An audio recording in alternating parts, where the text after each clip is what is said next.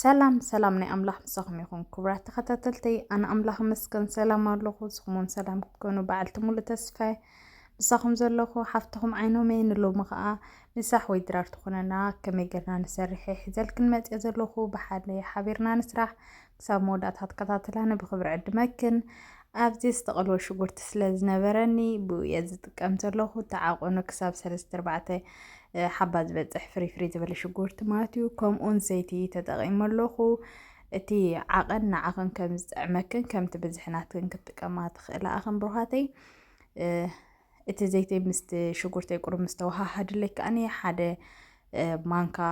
ጣውላ ዝኸውን ድልኽ ተጠቒመ ኣለኹ እዚ ድልኽ ኣሰራርሑኡ ኸ ኣብ ናይ ዝሓለፈ ቪድዮ ኣለክን ኣቲኽን ክትሪኦ ትኽእላ ኣኸን እተን ድልኽ ክትሪኣ ትደልያ ማለት እዩ ሶሪ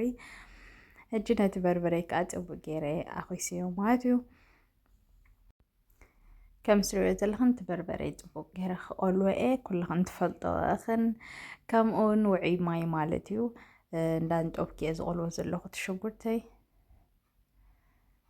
ውዑይ ማይ ተጠቐምና ዝበለፀ እዩ ቁሩብ ክስታይ ክኾነለይ ደለይ ከዓ እንዳኸደንኩ እንዳኸፈትኩ ማለት እዩ ይቐልዎ ኣለኹ እቲ በርበረይ ከምኡውን ብሩኻተይ በዚ እንዳሰራሕና ማለት እዩ ተፈቲኹንኦ ሸር ላይክ ሰብስክራይብ ኮመንቲ ኣይፈለየኒ ምትባዕኽን ከም ቀደምኩም እትዮም ናተይ ሰዓብቲ ከዓ ሸር እንዳበልኩም ርእይቶኹም እንዳፀሓፍኩም ማለት እዩ ተስፋ ኣለዋ እዛ ስልተይ ፅባቅ እያ ተኽለወለይ ዘላ ሕጂ እዚ ከዓ ፃዕዳ ሽጉርትን ጅንጅብልን ማለት እዩ ጥሒነ ኣቐሚጥዮ ስለ ዝፀናሕኩ ንዕኡ ከዓ ኣብኡ ገይረዮ ማለት እዩ ከምዛ ትሪኣ ዘለኽን እቲ ኣሰልሰይ ፅብቕቲ ኮይና ትቕለወለይ ኣላ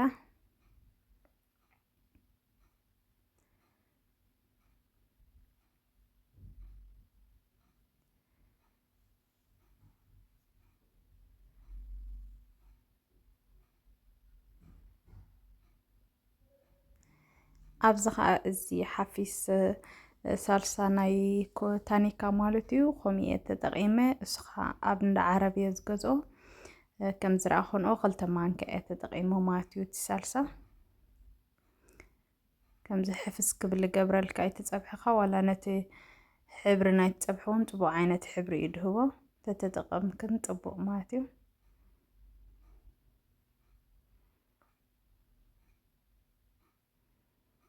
ንዑ ከዓ ፅቡቅ ገይረ የኽስ ኣለኹ ምስቲ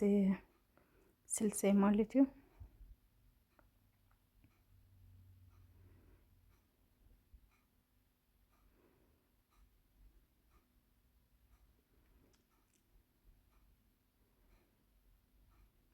ቁሩብ ሽሉቅ ክብለለይ ከዓ ከምኡ እንዳኸደንኩ እንዳኸፈትኩ እየ ድቐልዎ ዘለኹ እቲ ቪድዮ ኸማን ንዓኽን ከነውሃክን ሕፅር ሕፅር ዘብሎ ዘለኹ እምበር ፅቡቅ ገይረ እየ ዝቐልዎ ዘለኹ ፅቡቅ ጌርክን ቀለውኦ ኣብዚ ከዓ ከምቲ ዝበልኩኹን ውዑይ ማይ እየ ተጠቐምኩ ዝተጠቐምኩሉ ማለት እዩ ኣብዚ ሕጂ ከምቲ ዝበልኩኹን እንዳቆረፅኩ እየ ስለ ዘምፅኦ ዘለኹ እየ ፅቡቅ ገይሩ ምስ ተቐልወለይ እቲ ስልሲ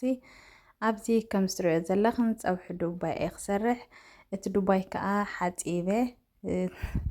ቀሪፈ ሓፂበ ማለት እዩ ኣፅፊፈ ፀኒሐ ተጠቐምኩሉ ዓይነት ዱባ ከዓኒ ከምዚ ብስእሊ ዘሎ እዩ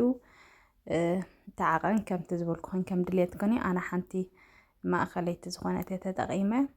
ንዑ ከዓ ምስቲ ስልሰይ ፅቡቅ ገይረ ከኹስ እየ ማለት እዩ ኣዝዩ ጥዑምን ፅቡቅን እዩ ከም ዱባ ትፈትው ማለት እዩ ከምኡውን ዱባ ትፈትዋ ከም ቅያር ፀብሒ ይኾነክን እዩ ኣብ ግዜ ፆም ስለ ዘለና ሕጂ ተንትፆማ ሕጂ ከዓ ኣብዚ ከም ዝትሪኦ ዘለኽን ከዲነዮ ፀኒሐ ዋው እንዛ ትሪኣ ክፅብቕ ማዓት እያ ኮይና ዋላ እቲ ሕብሩ ደስ ክብለካ ማለት እዩ ሕጂ ከዓ ከምዚ ቁሩብ ስለ ብስል ዝበለ ከሰሉ ሰይለ ማይ ገይረሉ ከምቲ ዝበልኩኹን ውዑይ ማይ ሕጂ እውን ውዑይ ማይ እየ ዝጥቀም ዘለኹ ውዑይ ማይ ተተጠቐምና ዝበለፀ እዩ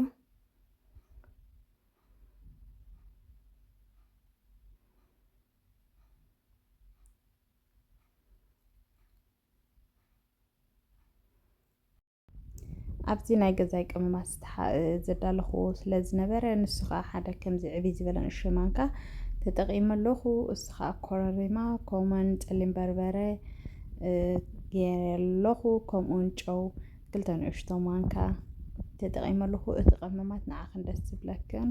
ክትጥቀማ ትኽእል ኣኽን ብዙሕ ኸማን ሕጂ ግዜ ወሲዱሎ ካብ ዘዳልዎ እምበር ብዙሕ ዝበለ ቀመማት ብሓንሳብ ዘዳልዎ ማለት እዩ። ድሓር ከዓ ንብዙሕ ግዜ ዘገልግለኒ ማለት እዩ። ከምኡ ተደሊኽን ከርእየክን ክእል ቦታ ኸማን ተፅሓፋለይ ሕጂ ስኻ ፅቡቅ ገይሩ ሓዊ ክሃርሞ ክገድፎ እየ ከምዛ ትሪኣ ዘለኽን ፀብሒ ከዓ ዘፅብቕቲ ኮይና ትበስለለይ ዘላ ፈተናኣ ተንትሰርሓ ኣኽን ተንሰያኽን ዘይትፈልጣ ከዓ ዘኪረክን ኣለኹ ሕጂ ስርሓኣ ምስ ስራሕና ከዓ ቦታ ኮመንት ይፅሓፋለይ ዘይትሰርሓ ማለት እዩ።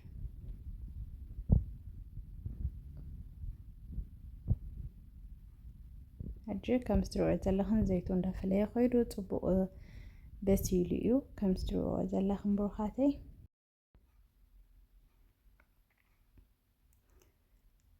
ህድእ ዝበለ ሓዊ ጌርና ፅቡቕ ገይሩ ተሓዊ ከም ዝሃርሞ ገብሮ ማለት እዩ። ዋላ ሕብሩ ክፅብቕ ሕጂ እምበር ብሩኻተይ እዚኣ ናይ ሎሙዓንቲ ፀብሒ ከምዚኣ ኢላ